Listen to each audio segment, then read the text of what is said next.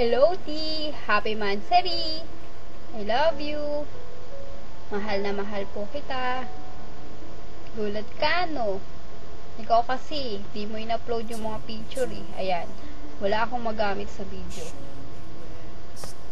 By the way, sorry po kung sa nangyari ng isang gabi. I know, galit na galit ka sa ginawa ko. Pasensya na po, kasi minsan umaandar yung pagiging loka-lokang girlfriend ko. Ikaw kasi lagi mo tinutulugan. Di ko naman hinihingi yung buong buwan mo para sa akin. May isang linggo, gusto ko kahit isang oras man lang makita kita, kahit hindi araw-araw. Ako nga kahit puyat, gumigising ako para makita kita, makausap. Tapos ikaw, matutulog ka lang. Aaminin ko naman eh, may kasalanan ako. Masyado ka lang kasi unggoy. Kapag seryoso ako, lagi ka nagpapatawa. Alam mo na nagagalit ako, dinadaan mo lahat sa ngiti. Feeling ko lahat dinadaan mo sa biro. Kaya naasar ako ng isang araw. Pero alam ko, may mali rin ako. Pero sabi ko naman sa'yo, ikaw yung pinili ko. Kaya wala ka na dapat ipagselos. Minsan nga naaasar ako sa inyong dalawa ni JP. Kasi close na close kayo.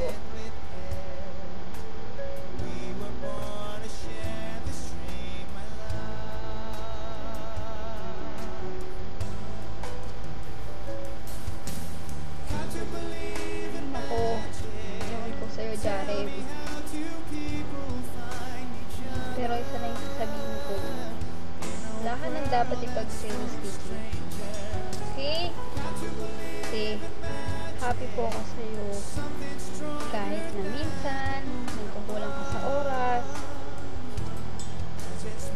alam ko naman ginagawa mo lahat ng effort para makapag-usap tayo. Kaya lang, diba? Naglalambing lang naman ako eh. Sorry kung minsan nagsiselos ako sa oras mo. Kasi naman ikaw, sinanay mo ako pag nandyan ka. Sorry, diba sabi ko sa'yo, makakapag-adjust din ako. Pinipilit ko naman, diba? Sana minsan intindihin mo rin ako. Naglalambing lang ako. Kaya kita inaaway. Kasi alam ko, pagka inaway kita, magkakaroon ka ng time sa akin. Diba? Kasi yun na lang yung time natin together. Tapos, natutulog ka pa. I'm happy for you kasi unti-unti mo lang nababago yung mga bagay sa buhay mo.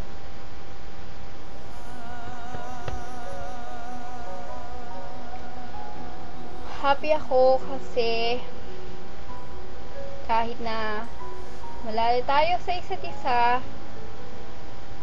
tumagal tayo ng ganito katagal.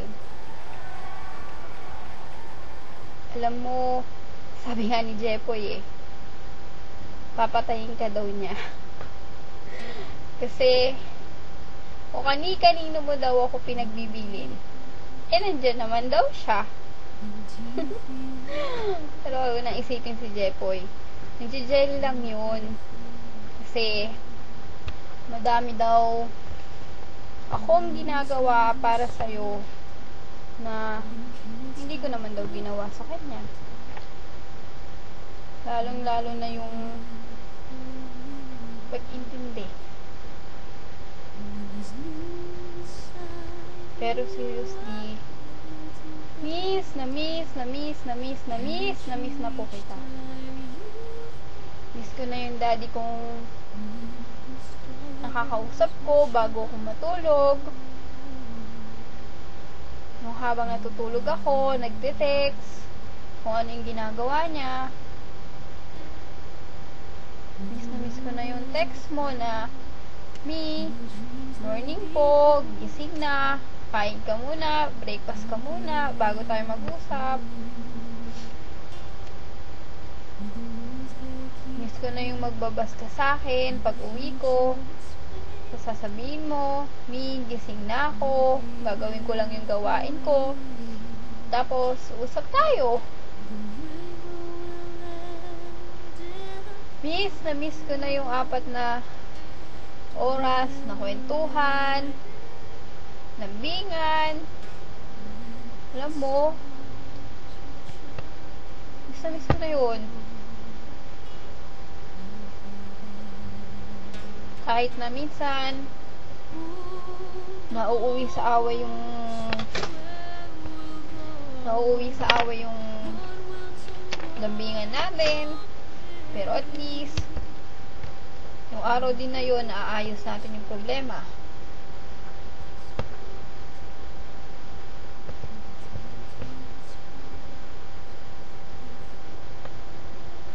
Miss na po kita. Kaya nga kita inaaway eh. Kasi kapag inaaway kita, alam ko, lahat gagawin mo.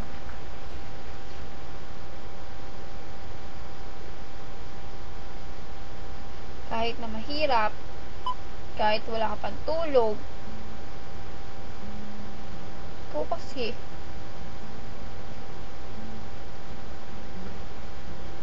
sinanay mo ko na lagi kang nandyan. Kaya ngayon, magkaiba yung schedule natin, nahihirapan ako. Pero okay na. Kahit pa paano, makakapag-adjust na ako. Diba? Kahit nahihirapan tayo pareho, proud pa rin ako sa'yo. Kasi, hindi na ikaw yung John Rev na nakilala ko nung una, na konting may sakit, iinda, konting pagsubok, sumusuko.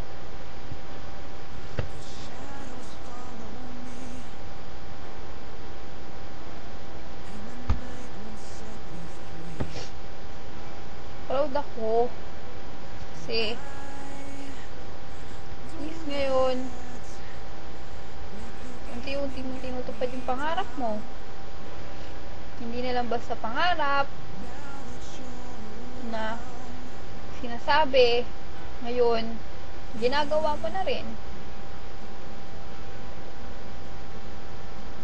Alam ko madaming humihila sa'yo pababa.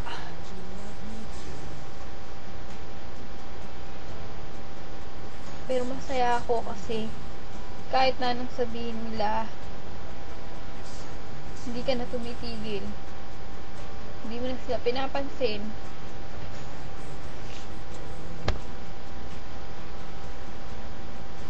Patuloy ka pa rin para umangat. Kahit nahihirapan ka, hindi ka na sumusuko. Hindi ka nawawalan ng pag-asa. Hindi na ikaw yung dating John Rev na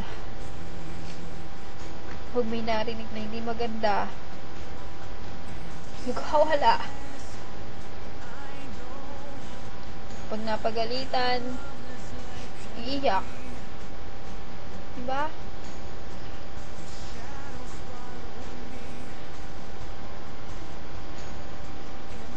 Masaya ako kasi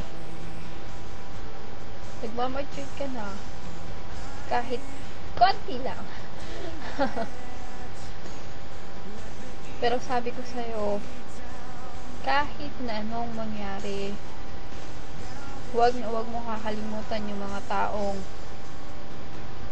tumulong sa'yo para maihaon ka dun sa kahapon mo. Lalong-lalo na yung tita Jum mo.